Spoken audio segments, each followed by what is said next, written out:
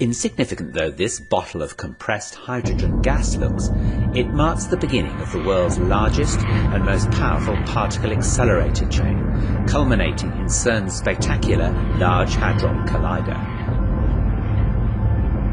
Hydrogen atoms from this gas cylinder are fed at a precisely controlled rate into the source chamber of a linear accelerator, Cern's LINAC-2, where their electrons are stripped off to leave hydrogen nuclei.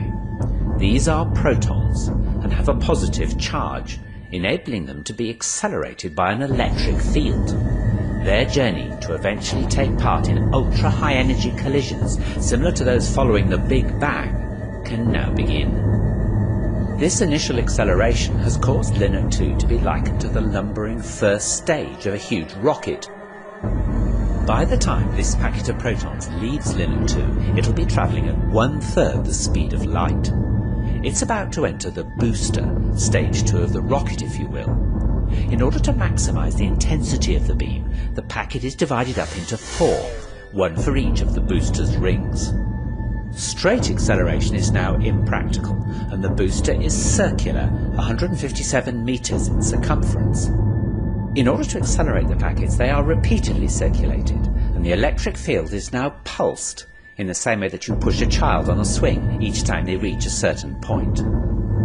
Magnets exert a force on the passing protons at right angles to their direction of motion, and so powerful electromagnets are used to bend the beam of protons round the circle. The booster accelerates the protons up to 91.6% of the speed of light and squeezes them closer together. Recombining the packet from the 4 rings, it's then flung on into the proton synchrotron, by analogy stage 3 of our rocket. Let's just follow 2 such proton packets. The proton synchrotron is 628 metres in circumference, and they circulate for 1.2 seconds, reaching over 99.9% of the velocity of light.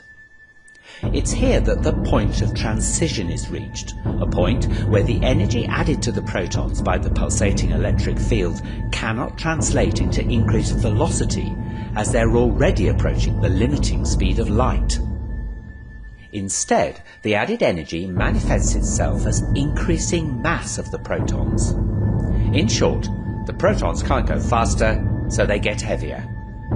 The microscopic kinetic energy of each proton is measured in units called electron volts, and now the energy of each proton has risen to 25 giga-electron volts, or GeV.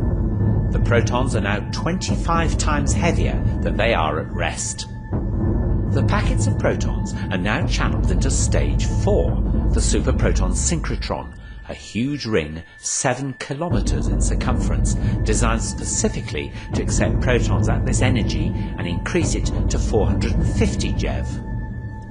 Soon, the packets of protons will be energized sufficiently to be launched into the orbit of the gigantic Large Hadron Collider, or LHC, which lies between the Jura Mountains and the Alps, and straddles both France and Switzerland.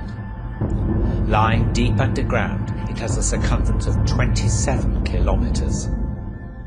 There are 2 vacuum pipes within the LHC, containing proton beams travelling in opposite directions.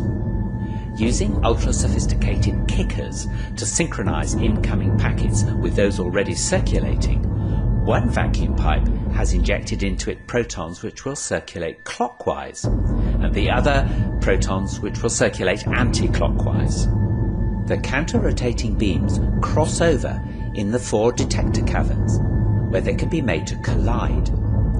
The energy of the collision is double that of the individual opposing protons, and it's the debris from these collisions that is tracked in the detectors. For half an hour, the SPS injects protons. Finally, there are 2,808 packets. During this time, the LHC adds extra energy to each proton, whose velocity is now so near the speed of light that it goes round the 27-kilometer ring over 11,000 times each second, getting a boost of energy at each revolution from the pulsed electric field. Finally, each proton has an energy of 7 tera electron volts, and they're 7,000 times heavier than at rest. The magnetic force needed to keep the beams bending to the ring is so enormous that nearly 12,000 amps must flow through its electromagnets.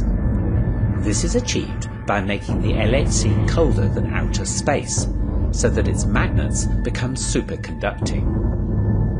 Now the protons are ready to collide in the detectors.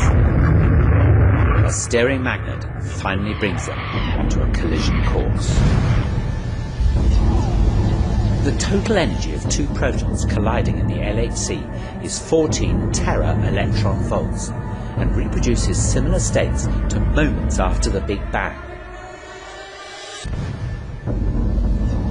Particle tracks from these collisions will be analysed by computers connected to the detectors, and it's hoped these tracks will give a new insight into the very birth of our universe, how our universe has evolved, what governs its behaviour today, and where it's going in the future.